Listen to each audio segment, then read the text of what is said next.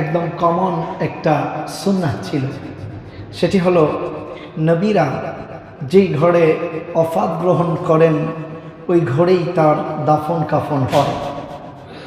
নবীরা যেই ঘরে ওফাত গ্রহণ করেন সেই ঘরেই কাফন দাফন। সেক্রেটারি সাহেব আর একটু দূরে বসবেন যদি হুজুর টাকা চায়। হ্যাঁ, তাহলে নবীদের একটা কমন সুন্নাহ আছে, সেটা হলো নবীরা যেখানে ওফাত গ্রহণ করে সেখানেই দাফন হয়। রাসূল করিম সাল্লাল্লাহু আলাইহি ওয়াসাল্লাম মা আয়েশা তার বিবি, দ্বিতীয়তম স্ত্রী, সম্মানের দিক থেকে, লিডারশিপের দিক থেকে যিনি দ্বিতীয়, তিনি হচ্ছেন আয়েশা, আবু বকর সিদ্দিক রাদিয়াল্লাহু তাআলা আনহুর কন্যা। তার ঘরেই ওফাত গ্রহণ করলেন। ঘটনাক্রমে নবীজিকে ওই ঘরেই দাফন করা হলো। রাসূল করিম সাল্লাল্লাহু আলাইহি ওয়াসাল্লাম সেখানে থাকলেন। মা আয়েশা ওই ঘরের মধ্যেই বসবাস করতেন। এক পাশে একটি কবর বা রওজা, আর এক পাশে একটি খেজুরের পাতার বুনানো খাট। সেই খাটের উপরে খেজুরের পাতার কিছু চট, বুঝে আসছে তো?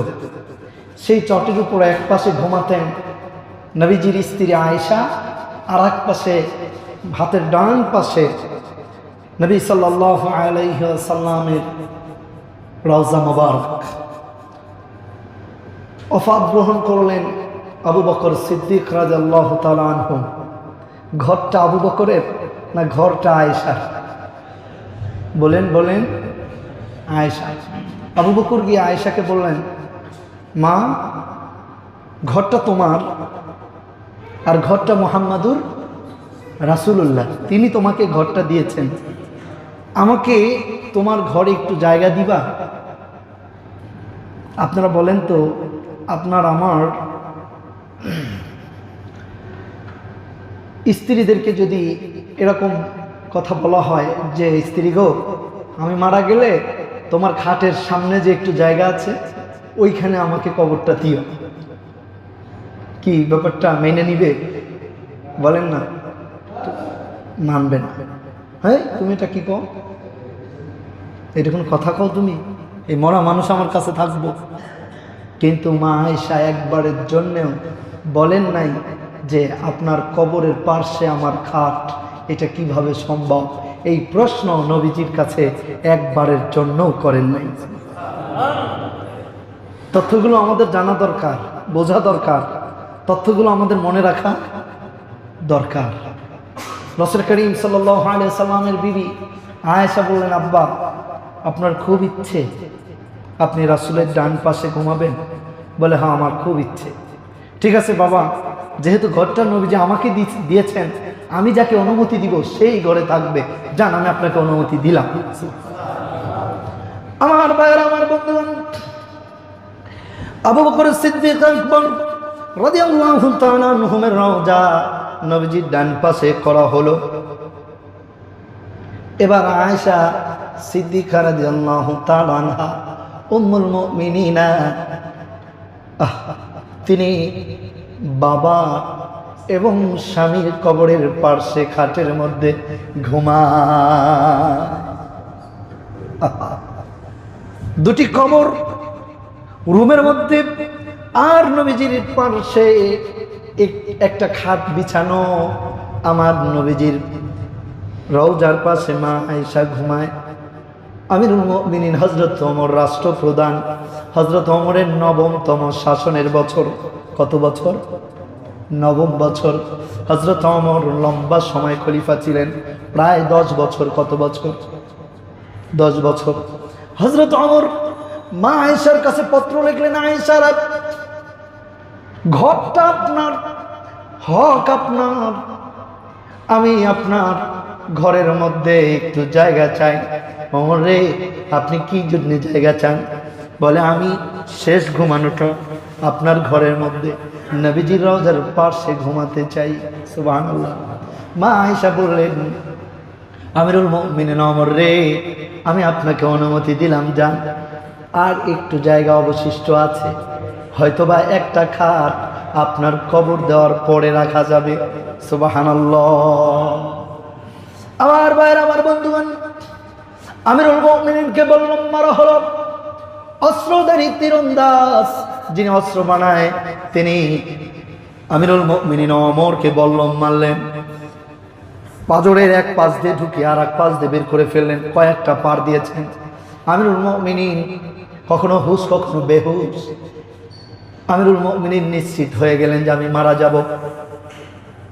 কিতাবের মধ্যে পাওয়া যায় হযরত ওমর কয়েকদিন জীবিত ছিলেন রক্ত ঝরা অবস্থায়, তারপর তিনি মারা গিয়েছেন। আমিরুল মুমিনিন হযরত ওমর আব্দুল্লাহ ইবনে ওমরকে ডাকতে বললেন, আমার ছেলে আব্দুল্লাহ কই? আব্দুল্লাহ এসে বললেন, ইয়া রাসূলুল্লাহ, ইয়া আমিরুল মুমিনিন, আব্বা জান আপনি বলেন, কিছু বলবেন? বলে, হ বাবা, আজকে তো আমার ক্ষমতা নাই, আমি তো ইস্তফা দিয়ে দিয়েছি, আমি অর্ধ পৃথিবীর শাসন থেকে বিরত নিয়েছি, এই মুহূর্তে আমি আর প্রেসিডেন্ট নাই, আমি মৃত্যু পথযাত্রী। আব্দুল্লাহ চলে যাও আয়েশার কাছে। আয়েশাকে কি বলো, আয়েশা যখন আপনি অনুমতি দিয়েছিলেন তখন ওমর ছিল অর্ধ পৃথিবীর খলিফা বাদশাহ, আর যখন ওমর ইস্তফা দিয়েছেন রাষ্ট্রের দায়িত্ব থেকে তিনি পদত্যাগ করেছেন, এখন হযরত ওমর এই রাষ্ট্রের সাধারণ একজন নাগরিক, অতএব আপনি কি এখনো রওজার জায়গাটা দিবেন নাকি? সুবহানাল্লাহ বলে। দেখছেন ওমরের মাথায় কি কাজ করছে। যেই সময় আমি আয়েশার কাছে অনুমতি নিয়েছি ওই সময় আমি 9ম বছরের বাচ্চা, টানা 9 বছর শাসন আমার, এখন আমি মৃত্যু গ্রহণ করব, এখন এই রাষ্ট্রের একজন সাধারণ নাগরিক, এখন আমাকে আয়েশা যদি অনুমতি না দেয় তাহলে আগে অনুমতি দেয় নাই, আগে রাষ্ট্রের নেতা এই জন্য বলেছে। একটা সরকার, সে আমার বাসায় আমার রুমে একটু জায়গা চেয়েছে, আমি একজন সরকারকে কিভাবে ডিনাই করি, তার প্রস্তাব কিভাবে ক্যান্সেল করে দিই, ঠিক না? এই জন্য তিনি আবার জানতে চাইলেন, যাও আয়েশাকে বলো যে আমার বাবা তো মৃত্যুসজ্জায় মারা যাবে, ওগো উম্মুল মুমিনিন আয়েশা, আপনি বলেন না আপনি কি এখনো সেই জায়গাটা দিবেন? সুবহানাল্লাহ। আয়েশা সিদ্দিকা রাদিয়াল্লাহু তাআলা আনহা বললেন, আমিরুল মুমিনিন, সাবেক আমিরুল মুমিনিন, ও ওমর যাও, আমি জবান যেটা দিয়েছি সেটাই হবে, তবে আব্দুল্লাহ রে, ব্যক্তিগত খরচে আমার জন্য একটা পর্দার ব্যবস্থা করো। সুবহানাল্লাহ। ব্যক্তিগত খরচে আমার জন্য একটা পর্দার ব্যবস্থা করো, রাষ্ট্রীয় খরচে নয়, কারণ এটা তোমার বাবার ব্যক্তিগত কাজ, তোমার বাবার।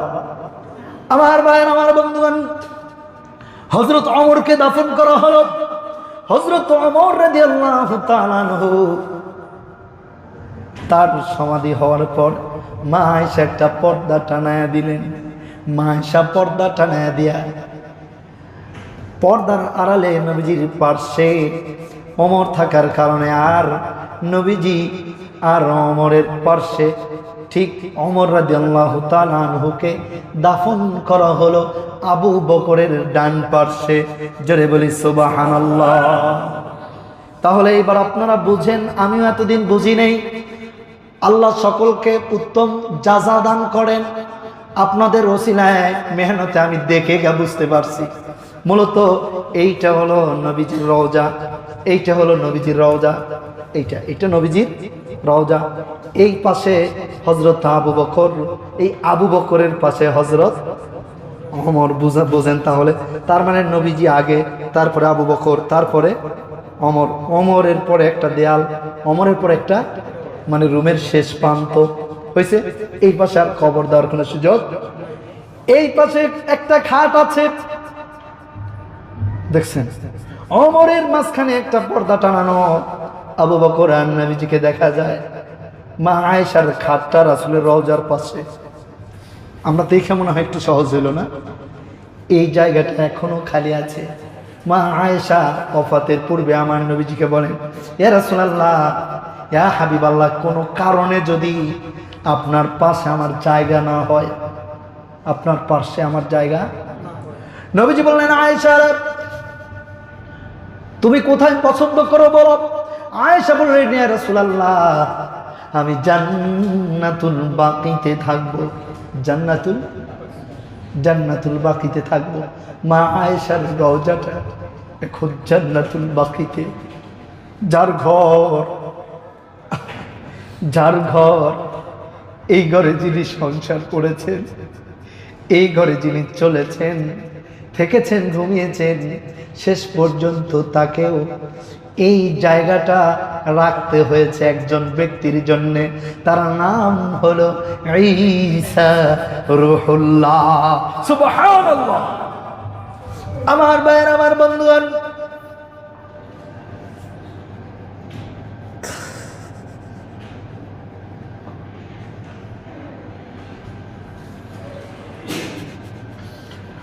ঈসা রূহুল্লাহ পৃথিবীতে আসবেন, এই কথাই আসতেছিলাম। এই কথায় আসার জন্যই নবীজি থেকে শুরু করেছি। মূল প্রসঙ্গে যাব। আমার বন্ধুগণ, ঈসা রূহুল্লাহর কবর আছে, কিন্তু ঈসা রূহুল্লাহ মানুষটা এই মুহূর্তে পৃথিবীতে নাই। এই মুহূর্তে ঈসা রূহুল্লাহ পৃথিবীতে, তিনি আছেন কোথায়? আসমানে। তিনি আছেন কোথায়? তিনি আছেন কোথায়? কত লম্বা হায়াত পেয়েছেন, বুঝেন একটু, কত লম্বা হায়াত পেয়েছেন ঈসা রূহুল্লাহ। ইখতিলাফ আছে, কেউ কেউ বলেছেন 4.5 থেকে 5.5 বছর আগের ঘটনা, ঈসা রূহুল্লাহর ঘটনা। কেউ কেউ বলেন 3.5 বছর আগের ঘটনা, ঈসা রূহুল্লাহর ঘটনা। তার মানে 1400 বছর হয়েছে। মুহাম্মদ সাল্লাল্লাহু আলাইহি সাল্লাম আরো 1500-2000 বছর আগের ঘটনা। আমার ভাইয়ের, আমার বন্ধুগণ, তার মানে হলো যদি জনগোষ্ঠীর পরিবর্তন হিসাব করেন, আমার বাবা চলে গিয়েছেন, আমার দাদা চলে গিয়েছেন, আমি চলে যাব, আমার নাতি আসবে, আমার ছেলে চলে যাবে, আমার নাতি চলে যাবে। এই সিরিয়াল যদি হিসাব করেন, এভারেজ বর্তমান হিসাব নিলে দেখা যায় প্রায় 10,000 পুরুষ পরিবর্তন হয়ে গেছে। আমার ভাই, আমার বন্ধুগণ,